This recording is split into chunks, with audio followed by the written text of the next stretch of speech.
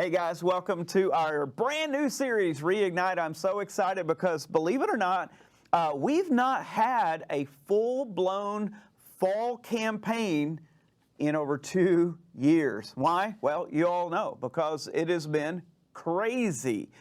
We've seen so many changes over the last 2 years, and many of those changes, frankly, have just pulled at us and pulled us down spiritually in so many ways. And so the Reignite series is designed to help us all to reignite our faith and our friendships. And I want to talk today a little bit about how we can focus on what matters most. The truth is, in a culture of chaos and division and frustration and fear, we desperately need to get back to what matters the most. So what is that? What is it that most often clarifies your core convictions and your greatest values? Well, if you've ever been through a life crisis, there's nothing like a crisis moment that suddenly shakes you up and wakes you up. And that was the case of this guy in Luke chapter 2. Jesus shared this story. And he said this. He said, there was a rich man whose land produced a bountiful harvest. And so he asked himself, what should I do? For I don't have the space to store all my goods. So then he said, I know what I'll do. I'll tear down my barns and I'll build even larger ones.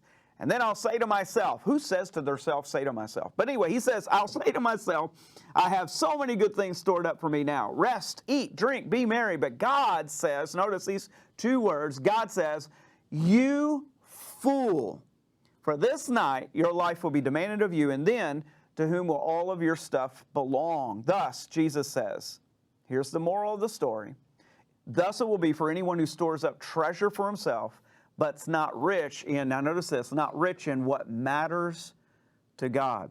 Put a big star by that in your notes. What matters to God? What is it that really matters to God? Paul said it this way in Galatians 5. He said, if you're a follower of Christ Jesus, then guys, all that matters is your faith that makes you love others. So we're getting back to the basics.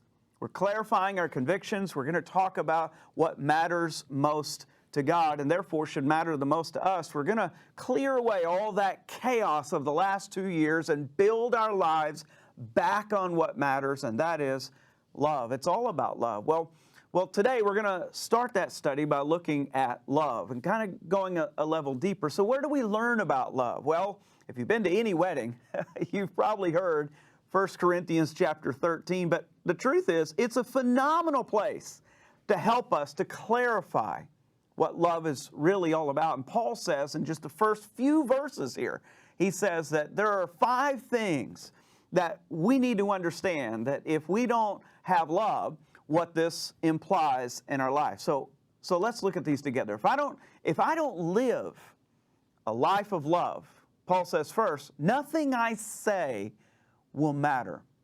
Nothing I say will actually matter. Look at this in verse 1. He said, if I could speak all the languages of the earth and of angels, but I didn't love others, I would only be a noisy gong or a clanging cymbal.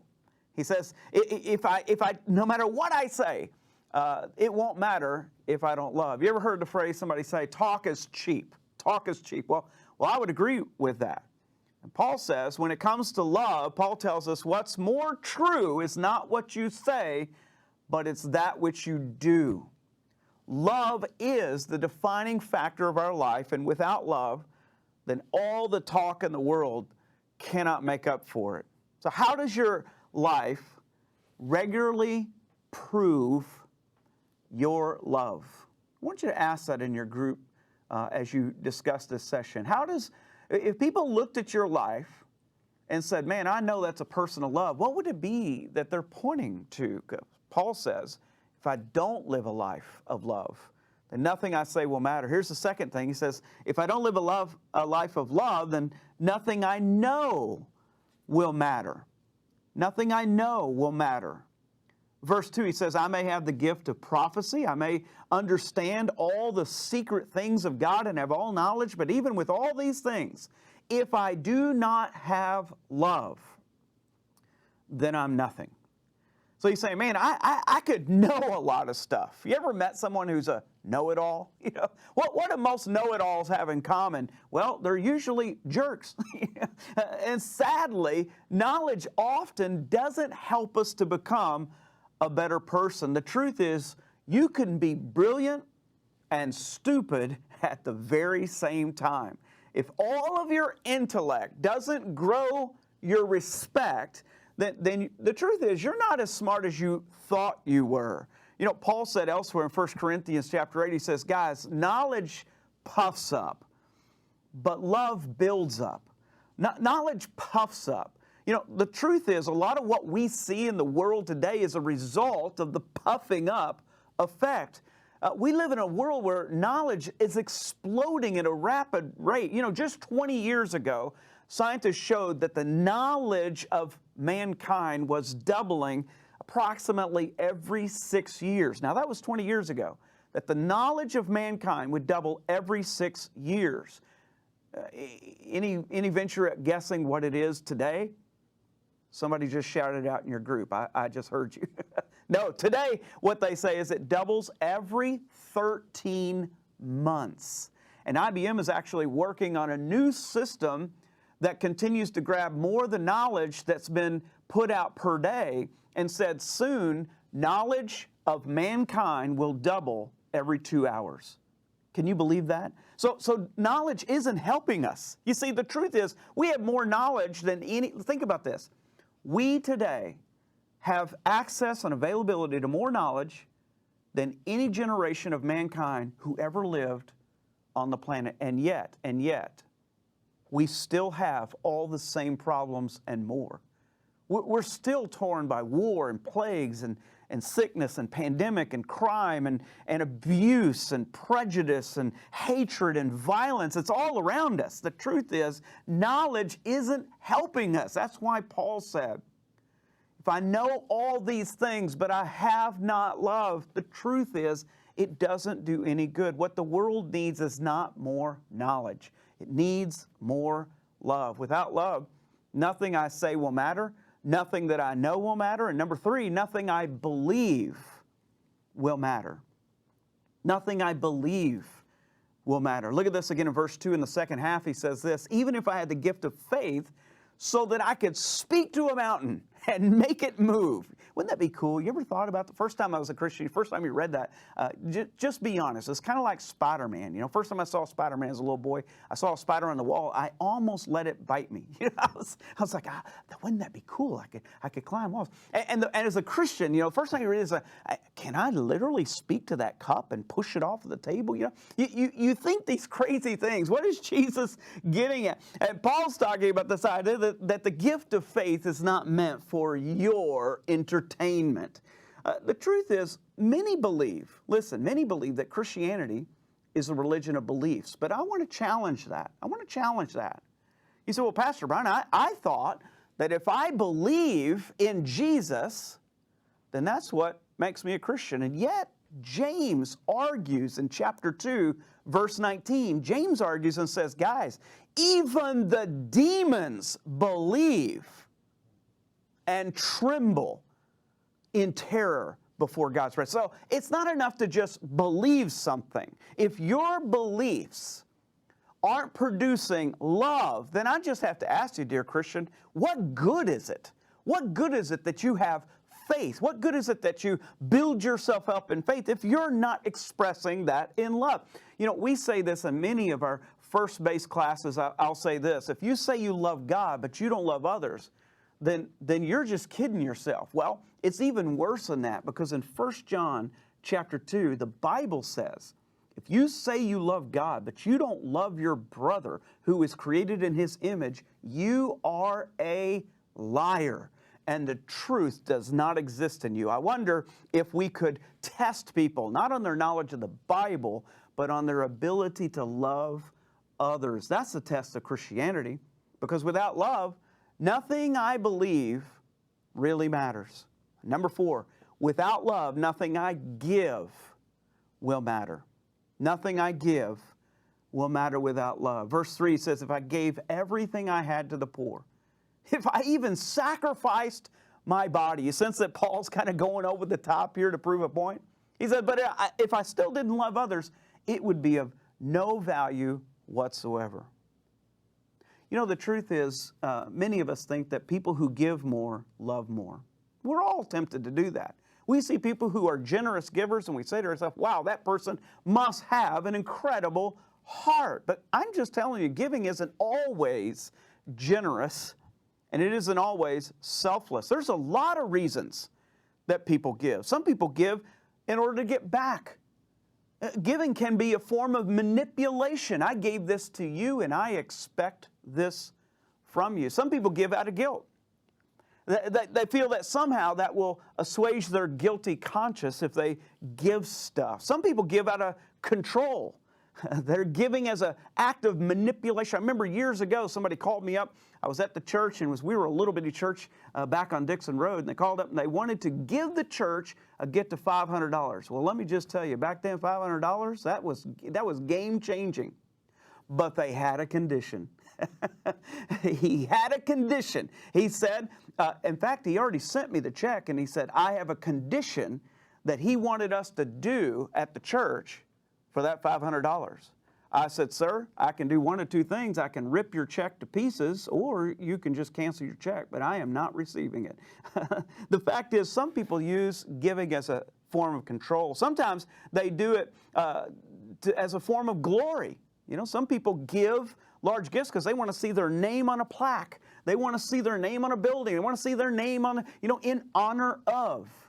Some people give in compensation for what they're not willing to give. You know, I know a lot of parents who have become single parents and they give gifts in compensation for the time lost with a child. So we can give for a lot of reasons, but Paul says this, if I give for any other reason than love, then it is worthless, because without love, nothing I say, nothing I believe, nothing I know, nothing I give, none of that will matter. Number 5, here's the 5th thing he says. Without love, nothing I accomplish will ultimately matter.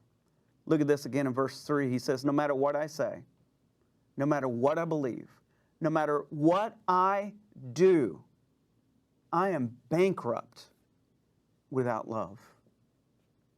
That means at the end of the day, anything I do that doesn't lead to a lifestyle of love is a total loss. The truth is, you could achieve worldwide fame. Question, group: who is the most famous person in the year 2021? Do, do, do, do. Shout it out. Nope. Some of you, let's see if you got it. It's actually Dwayne Johnson, The Rock. He is listed as the most famous person today. You can achieve worldwide fame. You could win the Nobel Prize. You could stack up more money than Bezos, Musk, Gates, and Zuckerberg put together. But Paul says, if you don't live a life of love, then you're a loser. Paul's saying in these short verses, I could have the eloquence of a preacher, I could have the knowledge of a genius, I could have the faith of a miracle worker, the generosity of a philanthropist, the achievements of a superstar. But if I don't have love, if my life isn't demonstrating love, if the people in my life aren't seeing love, then none of it really matters. And that, dear friend, is why we're doing Reignite. The reason we're doing this series is because all of us have gotten distracted. We've all been pulled aside. Not all of us have gotten angry. Not all of us have gotten divided. Not all of us have gotten confused. A lot of us have. Not all of us have gotten caught up in all that, but I can tell you this much: we've all gotten distracted. Now, some of it's not our fault. The truth is, the pandemic and all these changes has thrown a lot at us. And we've had a hard time trying to keep up with just learning the new things that we need to know to live in the reality of the world that we live in today. But the truth is, when we get distracted, you know what always falls off of our plate? People. The people in our lives that really matter most, but we forget until life crisis. And I don't want you or me to hear God say You fool. You wasted the most precious commodity on the entire world, your life, and you wasted it doing stuff that really doesn't matter. And that's why over the next 6 weeks, I'm going to ask you to get very intentional and very focused. I'm going to ask you to take some spiritual steps of growth. One of them you've already done. You're a part of a small group, and you're building relationships that matter for Jesus. I'm going to ask you to take some, maybe you haven't yet taken first base and joined this family and the mission that we're doing here together. I want to encourage you to do that over the next 6 weeks. Maybe you need to be scripturally baptized, and you've thrown up all kinds of red flags. You said, well, I was baptized when I was a baby, or I don't need to be baptized, or I already know who I am. And you've thrown all these flags, but you haven't just gone to Jesus and said, Lord, should I do this? I want to challenge you to do that. When you come to Jesus, it's all in. It's an all-in thing. You just say, Jesus, whatever you say, because you're master, you're Lord, and I'm not. Maybe you need to take the next step, finish the basis. Did you know, some of you say, well, you say run the bases all the time, Pastor Brian. We've all done that, right? Well, I looked it up today, and did you realize that over 900 members are stuck on base? You haven't made it home. So I want to encourage you during this series, make it home. And we want to celebrate that in your life. Maybe for you, it's join the team. The greatest way to express love to others is by serving them. That's what Jesus did. So maybe you need to join a dream team and start serving, giving your life away, using the talents and gifts that God gave you to make a difference in the lives of others. And finally, I want to encourage all of us together as a church family to begin praying about finishing the task. Many of you, as you pull in the parking lot, you see the building and the steel that's going up and the progress that's being made. But you also know that COVID, as well as so many other factors, delayed and increased the price index. And so we're going to ask all the family to start praying about how we can take up an offering that'll finish the task and make sure that we finish the building with no debt, and we move straight into the next phase. That's our prayer. So pray about your part. What would you do as an act of love back to God in giving? Because remember, if I give without love, it's meaningless. Whatever you do, don't miss this 6-week opportunity to be a part of God reigniting your faith. I'll see you next time.